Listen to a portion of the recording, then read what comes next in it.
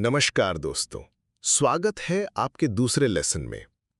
पिछले लेसन में हमने समझा कि कैसे हमारा सर्वाइवल मैकेनिज्म यानी जीवन रक्षा तंत्र हमारी भावनाओं को प्रभावित करता है। आज हम एक और बेहद महत्वपूर्ण विषय पर बात करेंगे, ईगो। ईगो यानी अहंकार। जब हम ये शब्द सुनते हैं तो दिमाग में अक्सर नकारात्मक तस्वीर बनती है, जैसे कोई घमंडी व्यक्ति। लेकिन असली मायने में ईगो घमंड नहीं है। ईगो दरअसल एक पहचान है, वो छवि जो हमने अपने बारे में बनाई हुई है। ये छवि हमें ये बताती है कि मैं कौन हूं, मैं कैसा हूं, लोग मुझे कैसे देखते हैं। ईगो हमें जीवन में स्थिरता भी देता है।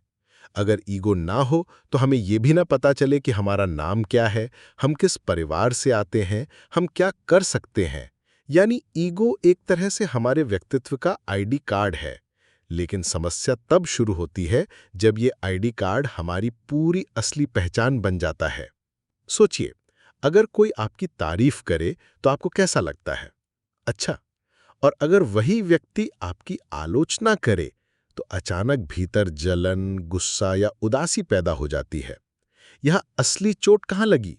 आपकी आत्मा को नहीं, आपके ईगो को। ईगो को ये पसंद नहीं आता कि कोई उसकी बनाई हुई छवि को चुनौती दे। यही कारण है कि कई बार हम छोटी छोटी बातों पर आहत हो जाते हैं। कोई हमारी बात बीच में काट दे, कोई हमें नज़रअंदाज कर दे या कोई हमारे काम की आलोचना कर दे, तुरंत भावनाएं उमड़ने लगती हैं। गुस्सा, बचाव या उदासी, ये सब ईगो की प्रतिक्रिया है। अब जरा एक उदाहरण सोचिए। अगर कोई बच्चा आपको कहे कि आप बेवकूफ हैं, तो आप शायद हंस देंगे। लेकिन अगर कोई सहकर्मी या आपका करीबी यही बात कह दे तो आपको चोट लगेगी। क्यों? क्योंकि बच्चे की बात आपके ईगो की पहचान से नहीं टकराती, लेकिन सहकर्मी की बात आपकी सामाजिक पहचान, आपके आत्मसम्मान से जुड़ जाती है। यानी हमारी भावनाओं का एक बड़ा हिस्सा हमारे ईगो से आता है, ना कि वास्तविक परिस्थिति से। तो क्या ईगो बुरा है? नहीं, ईगो हमें रोजमर्रा की जिंदगी में जरूरी ढांचा देता है।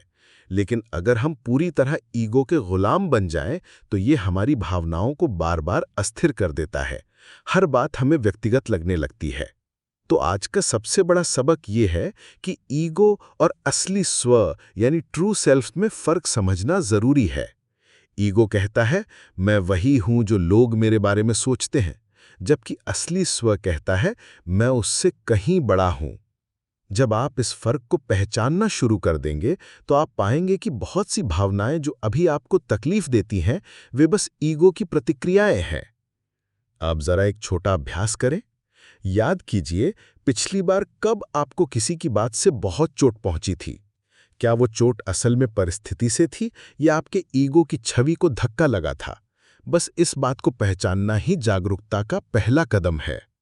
तो दोस्तों, आज हमने समझा कि ईगो क्या है और ये हमारी भावनाओं पर कैसे असर डालता है।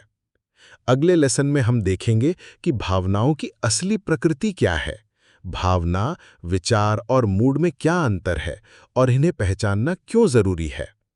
याद रखिए, ईगो को हराना जरूरी नहीं है, बल्कि उसे समझना जरूरी है।